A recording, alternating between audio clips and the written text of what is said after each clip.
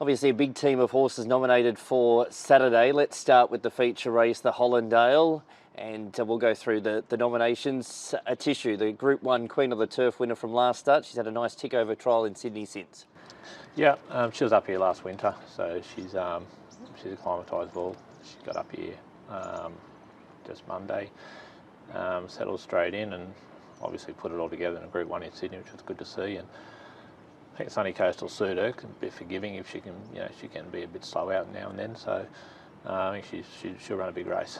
She's really turned the corner in the last 12 months. Like the ability was always there, but even though she is still a little slow out, she's not missing the kick 10 lengths like she used to, or 6 lengths, and she obviously had some issues with the barriers, but she's racing right through the line. She was strong in Sydney last start. She was great. Racing manners have definitely improved.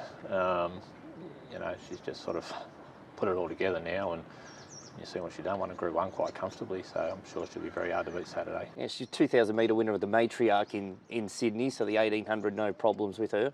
Be perfect for her, be perfect. So she's had that trial, like you said, just a little tick over trial, and she's in good order. Colding, he's a bit of a veteran in these races, but he's been plagued by wet tracks in Sydney from a number of preparations, but we saw how good he can be back on top of the ground when he came to Brisbane last year, placing in the Q22. Yeah, that's right. When he gets those dry tracks, he generally runs a good race. I think we've got a good week of weather ahead, so he should get that. And he's had the one run in Sydney, he's had a trial, he's come up here, and look, he always acquits himself well when he gets the right conditions. Tougher race for Skyman this week, obviously, but he's in winning form, coming off the win last time around in the Tail Stakes. Yeah, horse on the way up. He was strong late over the mile, suggesting the 1800 will be right up his alley. He's done really well since. Let's talk about the bracelet, the 3-year-old fillies race, Super Chilled and Beautiful Heart. Super Chilled was one of the few closers in the lead-up race, the Princess Stakes. She was doing her best work late. She's probably unlucky not to run a placing there. If she was able to get out and get rolling at the 600, she'd probably run second or third. And galloped here this morning, galloped great. I'm sure she'll run a good race. Beautiful Heart, she's obviously got an impeccable pedigree, and some black type would go a long way next to her name. She comes off a Hawkesbury maiden win, but the stable's always had a big opinion of her, and it's now her chance to step up to this sort of grade. Yeah, lovely little filly. They galloped together this morning, those two fillies, Super Chilled and Beautiful Heart, and there wasn't too much between them, so I'm sure she'll run a good race. Thanks for your time. No worries.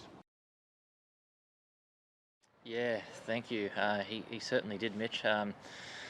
Brilliant for it to come off, to be fair, and we've set him for the race from the time he won over here on Magic Millions Day, so good when a plan comes off. Obviously went off at a fairly long price off the back of what was a disappointing looking effort first up. The excuses of racing without a front shoe on are pretty pertinent, I feel, and the result was there for all to see. It was I think he would have been a tragedy beat, to be fair. He was travelling beautifully, and as you said, his work during the week was super, and just like to thank the Turf Club for allowing us to go to Bow Desert and prep him. It's obviously a little bit challenging at the moment without having a grass track at home, so they were good enough to let us go out there on the race day and give him his final piece of work before heading up there.